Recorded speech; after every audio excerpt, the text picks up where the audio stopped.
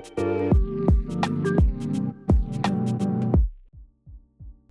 guys, and welcome back to the channel. I'm having brunch with my besties today, and I just filmed a little bit of it and figured I would tag you guys along because I think it's really important to show, communal eating with other people. It's super important in life. It's one of the things that does bring us together every single day is eating. And I know in my eating disorders, I just wanted to eat alone all the time because I wanted to eat my specific things, or I felt like I needed to focus so hard on eating. Like, even if I was eating my type of food that I liked, I just felt like I couldn't engage in conversation at the same time. And so I wanted to show you guys what it's like to just, on a nice chill Sunday morning, just eat with friends, no stress. We're all just making good food and eating the same thing together, and I think that is just super, super important. And unfortunately, we don't see a lot of it in our world that is diet culture obsessed. So this was my friend Lindsay's idea. She's the one in the striped shirt. She texted us yesterday at like 11 o'clock at night and was like, hey, let's do brunch tomorrow at like 10. And so that's why we're here. And the girls decided that they wanted to make kind of like avocado toast with lox. And so we all just brought a bunch of different, things to put on top. So on mine here, I had a layer of pesto, and then I had the avocado, the smoked salmon, putting some cherry tomatoes on top. I have this egg poacher kind of device mechanism. So I said that we should put some eggs on top. So this is it. You just sit the eggs in this, steaming water for like 10 minutes, and it just like cooks it perfectly, and you just get to like plop that right onto your toast. So my friend Lindsay also thought it'd be a good idea to make some mimosas, and my friend Sarah went outside to open it, and it exploded everywhere. Like, I wish I caught it on camera. Sarah! What? I thought they always do this. Rookie mistake. Now what? Hello? Would It you looks like a mimosa train is calling. I'm glad we did this at your house. Blueberries? Good. Ooh, blueberries in there. That's a fun little drop. Okay. Cheers. Cheers. Cheers. Cheers. Cheers. Cheers. Oh, so stoked. Ooh. Little plop. Looks good. And now once the eggs were done, I plopped them onto my little toast. Sarah did a way better job at making hers look like gorgeous. She also had a bagel, so maybe that was easier. We were running low on our bread supplies, and we all just had like random stuff.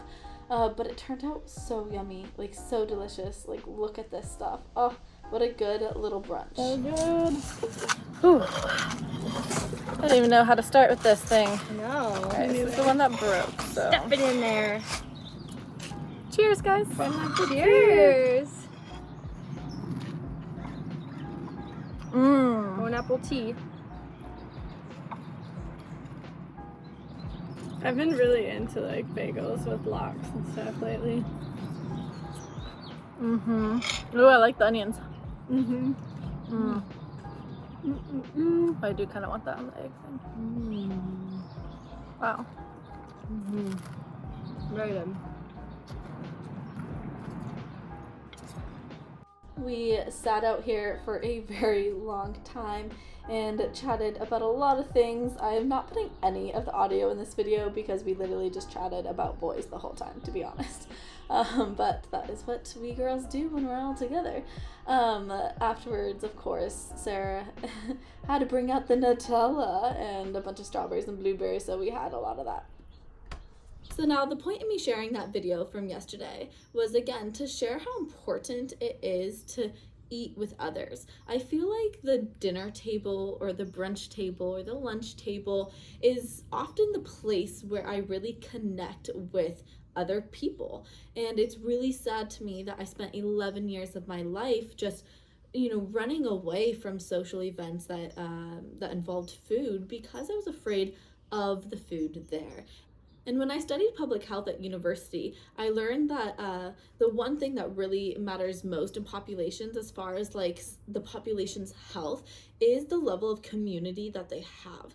And the eating disorder pulls you out of community, gets you obsessed with food, counting calories, tracking macros, trying to manipulate everything, that you unfortunately lose a lot of community time. And I think it really just, for me, came to this period in my life where it was like, okay, I've been doing this whole thing called clean eating and micromanaging my food for 11 years, and what health has it brought me?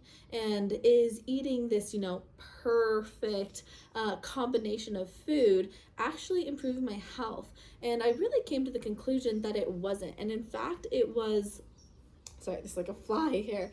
I came to the conclusion that the stress that I was putting on myself for eating quote unquote perfectly, and the loneliness that naturally kind of came along with saying no to social activities that involved food, which is like nearly every single activity. I mean, you go to a wedding, there's food. You go to a bachelorette party, there's food. You go to a birthday party, there's food. You go to a graduation ceremony, July 4th, there's food. Memorial Day, there's food. Like, there's always food around. And I realized that, oh my gosh, my health is being severely negatively impacted. Oh my gosh, this fly is driving me insane. My health is being severely negatively impacted due to the isolation that the eating disorder is causing me. And it's so funny because I was highly orthorexic and my whole desire was to be healthy. And I had to finally take that step back and go, how healthy is this really? And I learned, and this is what I teach in my course, is that there is way more to food than just nutrition. And we have to understand that. We have to understand the role that food can play in our life, in our health, on multiple different dimensions. And it's not just the food is here to give me nutrition. Food is here for a lot more and can nourish us in a lot of different ways besides just like it gave my body enough B12 and zinc and vitamin D, which is important, but it's just a small aspect of what food actually does for our health. And again, I found that one of the healthiest things that I could do was to eat with other people. And so I challenge you guys for this week to eat a meal with someone. It could be a group of your girlfriends, it could just be one other person, but to really just get outside of your box when it comes to eating and to enjoy the like community aspect of food, and to really focus on the conversations going on. Like I said, we sat there for the girls got there at 10.